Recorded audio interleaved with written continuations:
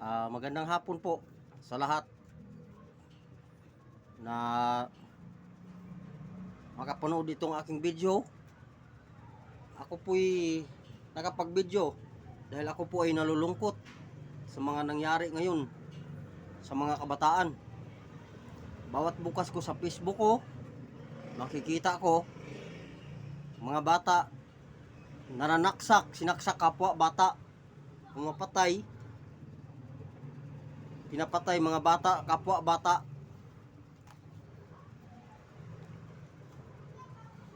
Kaya para sa akin, tama lang rin yun na ang mga bata simula 15 hanggang 10 years old makulong na at bigyan ng kaparusahan para sila ay madala. Kasi nakikita ko sobrang nakakalungkot yung 8 years old na bata pinagtulungan doon sa tatlong malaki. At yun naman, sa tingin ko, hindi naman mga bata yon. Siguro ang edad nun, mga 17, 16, ganun. Nakikita ko yung maliit.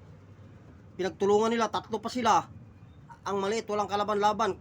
Yun, nakikita ko naman din sa Facebook na kumatos yung bata. Nakakalungkot tingnan.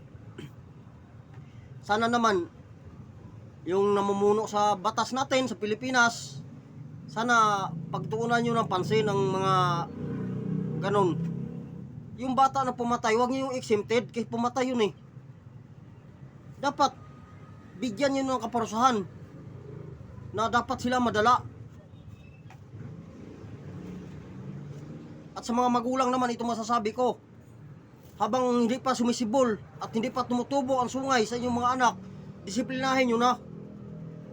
Dahil kami dati, sa mga bata pa kami, di lang 10 sanga ng bayabas.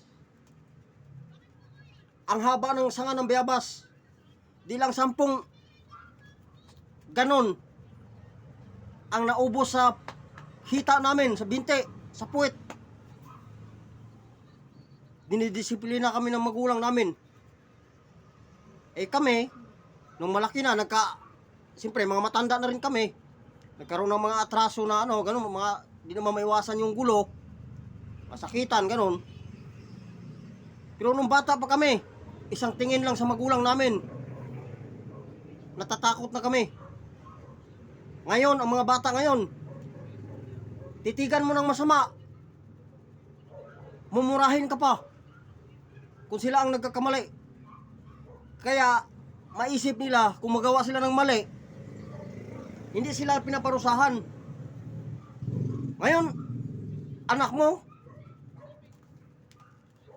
didisiplinahin mo, papaluin mo, makita ka ng kapitbahay mo, bibidyuhan ka, ikaw pa ang makulong. Dinidisiplina mo na yung anak mo ng parang mapabuti. Kaya sabi ko sa sarili ko,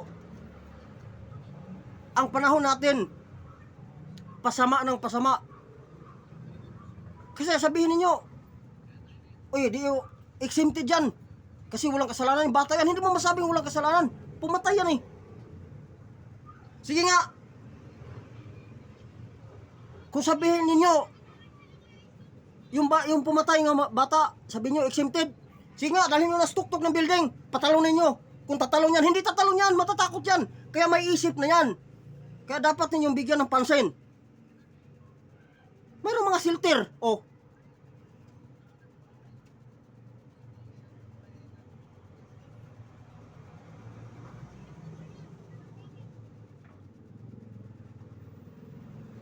Kaya dahil lang rin siguro sa kapabayaan ng mga magulang, yung batas hindi rin natin masisi. Dahil sa kapabayaan ng mga magulang, kaya yung anak nila nagkaganon, laging abusado. Dapat din sinasabi ko, hindi pa tumutubong sunga niyan, baliin nyo na.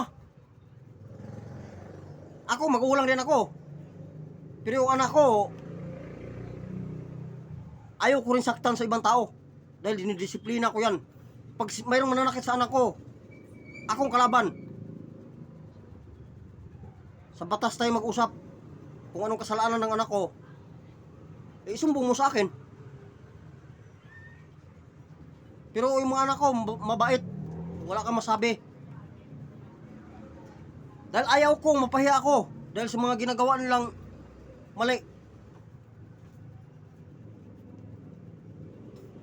Eh ako,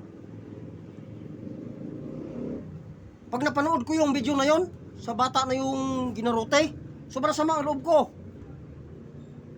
Sabi ko sana walang mangyari sa anak kong ganun.